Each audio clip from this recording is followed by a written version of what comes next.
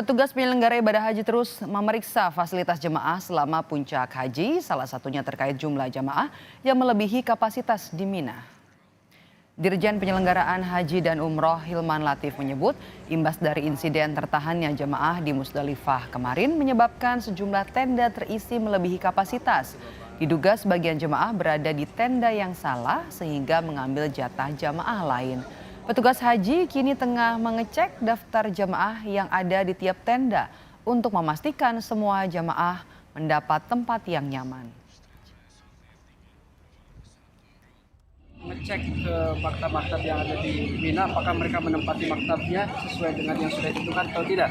Karena di beberapa tempat itu sudah over capacity, sudah penuh dan bahkan kapasitasnya sudah meluber kemana-mana.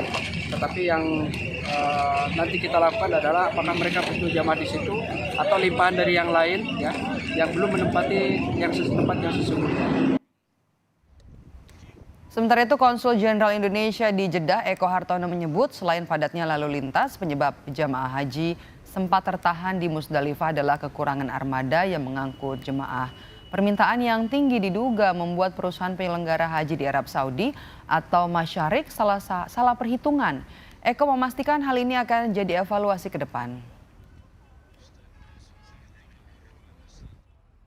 Jadi dari pembicaraan kita memang ada masalah di lapangan, yaitu tadi itu kepadatan lalu lintas, tapi juga kita memang identifikasi memang ada sedikit rupanya kekurangan armada karena permintaan yang sangat tinggi sehingga Masyarik sepertinya kekurangan armada, dan ini yang akan menjadi bahan evaluasi kita ke depan. Jangan sampai meleset perhitungannya dengan jumlah jamaah yang demikian banyak, kemudian situasi di lapangan yang sangat padat, mestinya mereka tidak boleh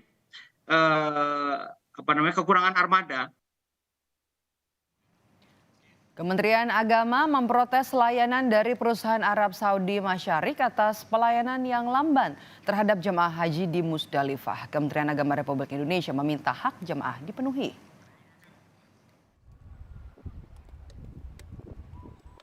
Jalur dari Musdalifah menuju Mina sempat mengalami kemacetan berat Rabu kemarin. Akibatnya, para jemaah haji termasuk dari Indonesia sempat tertahan di Musdalifah dan harus menunggu hingga bisa diangkut oleh bus. Usai bermalam di Musdalifah, jemaah haji dijadwalkan menuju Mina sejak subuh.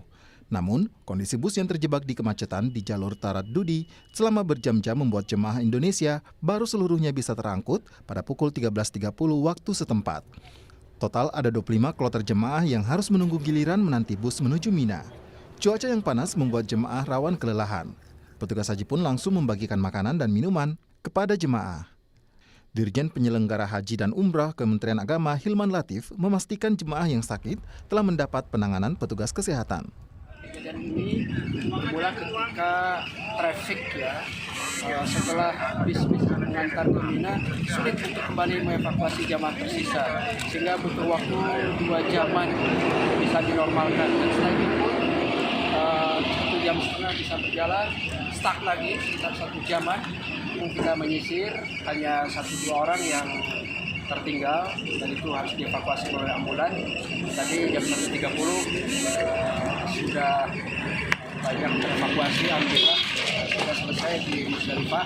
Meskipun secara posisi maktab belum teratur, artinya kita mendorong jamaah untuk keluar turun dari Musdalifah.